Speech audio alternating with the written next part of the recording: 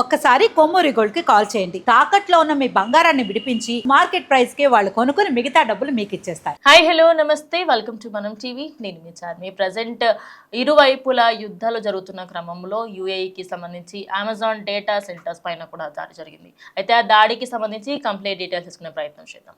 యుఏఈకి సంబంధించి Amazon cloud union data సెంటర్స్లలో connectivity సమస్యలు ఎదురయ్యాయి. అయితే దీనికి సంబంధించి అక్కడ ఉన్న వాళ్ళందరూ కూడా పశ్చిమాసియా దేశాలపై ఇరాన్ డ్రోన్ల దాడులు వేళ ఇలా జరగడం ఖచ్చితంగా ఇదేదో డిఫరెంట్గా ఉంది, ఏదో అనుమానాస్పదంగా ఉందని కూడా అనుకుంది. అయితే అనేక అనుమానాలు కూడా తావితీస్తుంది. అయితే అమెజాన్ డేటా సెంటర్లకు సంబంధించి ఇరాన్ లక్ష్యంగా చేసుకొని ఉండవచ్చని పలు అంతర్జాతీయ మీడియా కథనాలు కూడా వెల్లడించాయి. అయితే ఈ విషయానికి సంబంధించి అమెజాన్ ఇంకా ఏమీ ధృవీకరించకపోయినప్పటికీ కూడా కంప్లీట్గా మనకి అక్కడ ఏం జరుగుతుంది ఏంటి అనేది అయితే తెలియట్లేదు. ఒక్కసారిగా కనెక్టివిటీ అంతా ఆగిపోయింది, అంటే ఏమీ లేదనమాట. సో అక్కడ మనకి దానికి సంబంధించి మీరు అక్కడ ఏ డేటా సెంటర్కి సంబంధించి కూడా సడన్గా ఒక్కసారి అక్కడ ఉన్న వాళ్ళకి అమెజాన్ వర్క్ అవ్వట్లేదని కానీ ఇవన్నీ కూడా కంప్లైంట్స్ వస్తున్నాయి. అసలు అక్కడ ఏం జరిగింది ఏంటని తెలుసుకుందాం. తొలుత యుఏఈలోని అమెజాన్కి సంబంధించిన వెబ్ సర్వీస్లలో డేటా సెంటర్స్పై అనుమానాస్పద వస్తువు ఒకటి పడిందంట.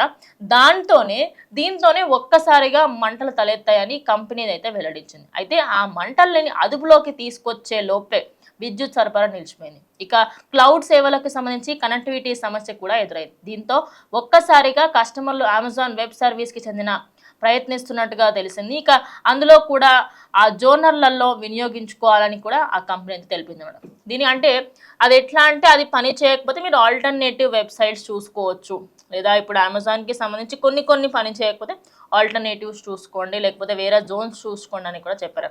ఇక దీనిపై దర్యాప్తు చేసినట్టుగా కూడా తెలిపారు. అయితే నిన్న మనం ఒకసారి చూసుకున్నాము, అంటే ఈ డేటా సెంటర్స్కి సంబంధించి అమెజాన్ డేటా సెంటర్స్ మీద దాడి జరిగింది. అంటే దాడి జరగకన్నా ముందే ఇదంతా కూడా జరిగిందనమాట. సో ఒక్కసారిగా ఈ దాడి జరగడంతో ఇది జరిగిన కొన్ని గంటలకే బ్రహ్మేనియన్లోని అమెజాన్ డేటా సెంటర్లోని కనెక్టివిటీ సమస్యలు తలెత్తాయి.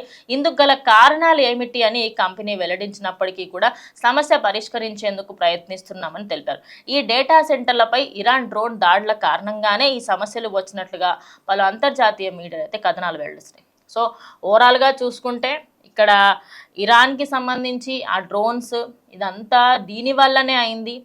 ఆ డ్రోన్కి సంబంధించి అంటే ఏదైతే ఆ డ్రోన్స్ ప్రతి ఒక్క దగ్గర, అంటే ఇరాన్లోని ఏ ప్లేస్ కూడా సేఫ్ లేదు. అంటే అది అమెజాన్ డేటా సెంటర్ అనే కాదు, మనుషులకు సంబంధించి అందరూ వెళ్ళాలనుకునే ఎయిర్పోర్టే కావచ్చు, బస్ స్టాండ్సే కావచ్చు, ఇల్లే కావచ్చు, అంటే మనుషుల ప్రాణాలు అందరూ కూడా గుప్పెట్లో పెట్టుకొని ఉన్నారనమాట. ప్రజెంట్ అమెజాన్ డేటా సెంటర్కి సంబంధించి కంప్లీట్గా అక్కడైతే ధ్వంసం అయిపోయింది.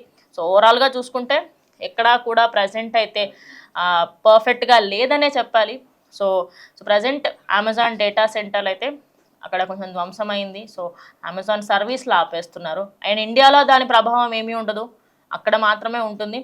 సో ఓవరాల్గా ప్రజెంట్ అటు ఇతర దేశాలలో ప్రజెంట్ పరిస్థితి అయితే ఇలా ఉన్నాయి. So let's hope for the best. ఖచ్చితంగా ఏదైనా మంచి ఏదైనా అరే యుద్ధం ఆగిపోయిందనో ఈ వార్తలు వినడానికి చాలా మంది చెవులు వెయిట్ చేస్తున్నాయి, కానీ అది ఇంకా అయ్యేటట్టు కనిపించట్లేదు. ఇంకా ముందుకు వెళ్తుంది తప్ప వెనక్కి మాత్రం. సో ఇది వాటి వీడియో. స్టే ట్యూన్డ్ టు మనం.